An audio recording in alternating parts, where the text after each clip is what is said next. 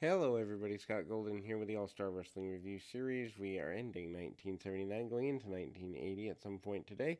This is the 12/29 1979 edition of All Star Wrestling, which, again, 1979, we've gone through all that's up on the network. With that, we're going to go into 1980 and partway, almost halfway, actually, through viewing 1981. Want to update the almost 40 episodes, hopefully this week, for 1980, depending on my schedule, and get into 1981 if I can as well there. Anyway, Larry Zbyszko and Pete Doherty, the Duke of Dorchester Pete Doherty, who's known for being a New England enhancement talent guy, well through the end of the Garden years. Zbyszko kind of showing a little bit of frustration. He's been gone for a couple of months, which he addresses in the early part of 80. Still a babyface here, but there's a little bit of tease that he may be going in a direction that is a little less babyface, especially coming up in January. It's not a tease here, but it's coming. And if you know the subtle signs of the feud that comes out of it, it's a good thing there. Anyway, Zbyszko, again, the promo of promo of Bruno Sammartino. Zbyszko takes his man down, goes for the work over the leg for quite a few minutes here, tries to get some kicks in on the leg, takedown, grapevines the leg, and basically spends the majority of the match working the leg.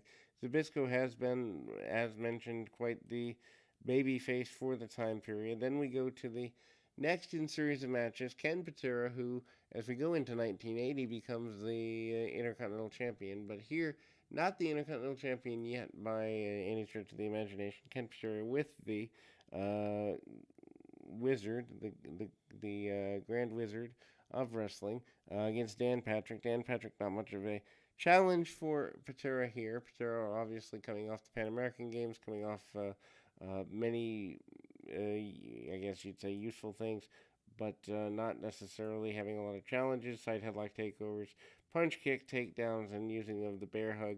Really putting over the power. Patera exceptionally arrogant, even hits a military press slam with what looks like great ease, and then manages to get a couple of knee drops and basic things, and eventually the swinging neck breaker. There is talk in an interview with Tito Santana and Ivan Putski being interviewed by Bruno Sammartino.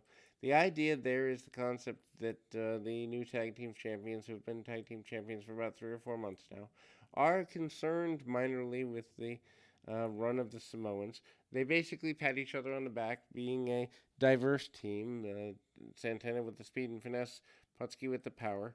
The idea there is they are ready for the Samoans and Captain Lou if they need to be, but they do admit it's going to be a challenge. They're not backing down, but they're admitting the challenge. Bobby Duncombe and Ben Ortiz, 513 with a Bulldog. Duncombe, who stays here for the first little while in 1980, but doesn't go nearly as far, is managed, of course, by Captain Lou Albano. Duncombe, I think, mainly brought in for the potential for a run with uh, Bob Backlund at the time. Remember, the Intercontinental Champion just been introduced near the end of here. Uh, Almost like a rear naked choke style maneuver by Duncombe. Duncombe, big brawling guy who manages to be quite powerful, front face locks, and eventually wins the match with what we know to be a modified Bulldog and gets the victory there. We move into the next in the series of matches, which happens to be a match with tag team champions Tito Santana, Ivan Putski against John Buford, Davey O'Hannon, 6:51. When Putski pins Buford with the Polish Hammer after the bout, Bruno interviews the champions at ringside for a second time. Not necessarily sure why they needed two interviews in one day, but the inferences are the same. Lots of tags. Putski obviously using the power. They cut the ring off on Putski a little bit here in the middle of the match, not for too terribly long, as the champions are only in there for 6 minutes, but that teases there. Then we go to the, I guess, final bout of the evening with Tony Atlas, Mr. USA, who I don't think they're really accentuating the Mr. USA part of his name at this point. He is facing off against, let's see here, Kevin Hughes, and he wins with a suplex in just under 3 minutes. I think 2:52 is the official time on the match.